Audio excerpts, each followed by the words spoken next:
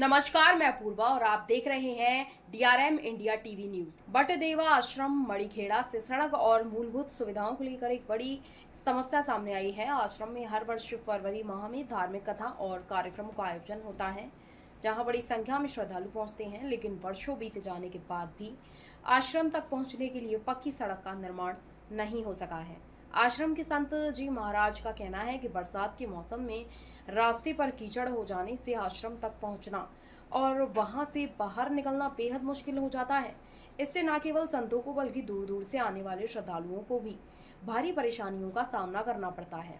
जी महाराज ने आरोप लगाया कि क्षेत्र के जनप्रतिनिधियों और नेताओं द्वारा कई बार सड़क निर्माण का आश्वासन दिया गया, लेकिन आज तक कोई ठोस कार्रवाई नहीं हुई। उनका कहना है कि एक नेता ने मशीन लाने पर खर्च देने की बात कही थी, लेकिन मशीन पहुंचने के बाद भुगतान करने से इनकार कर दिया। आश्रम में पानी की समस्या को दूर करने के लिए श्रद्धालुओं से 100 रुपए का सहयोग लेकर बोरवेल का निर्माण कराया गया, जिससे पेयजल की व्यवस्था की गई।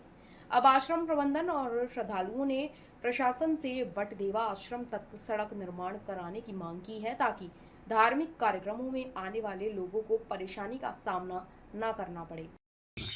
जय जय श्री राम, जय श्री कृष्णा, जय श्री राधे। बोलो श्री परमहंस आश्रम की जय, सिद्ध स्थान की जय।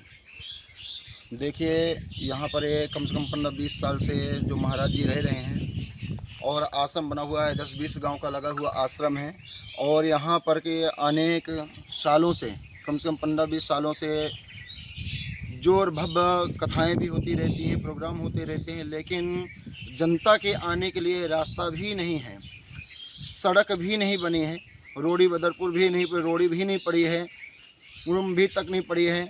अरे कम से कम इतने विधायक बन चुके हैं, बहुत आ करके यहाँ बोल बोल करके चले जाते हैं, लेकिन कार्य नहीं करते हैं।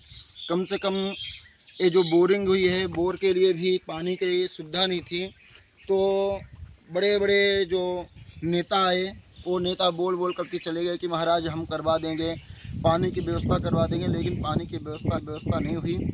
और जब मैं अभी फरवरी में कथा करने के लिए आया, इस फरवरी के अंदर कथा चल रही थी, कथा के बीच में बोरिंग मशीन आई और 100 रुपये लेकर के सभी भक्तों से उसी दिन बोरिंग हो चुकी है। आज पानी की व्यवस्था हो चुकी है, लेकिन मेरा एक ही करबद्ध निवेदन है कि जो ये रास्ता है, 4 लाइन से रास्ता जुड़ा पड़ा है, तो एक थोड़ा सा रास्ता बन जाए, सड़क बन जाए, क्योंकि ये बरसात आने वाली है। बरसात के समय बाइक तक भी आश्रम तक नहीं आ पाती है, महाराज जी को कहीं जाना भी होता है तो भी नहीं जा पाते हैं। तो कृपया करके इतना ज़रूर करें कि थोड़ा सा रास्ता बन जाए, सड़क बन जाए।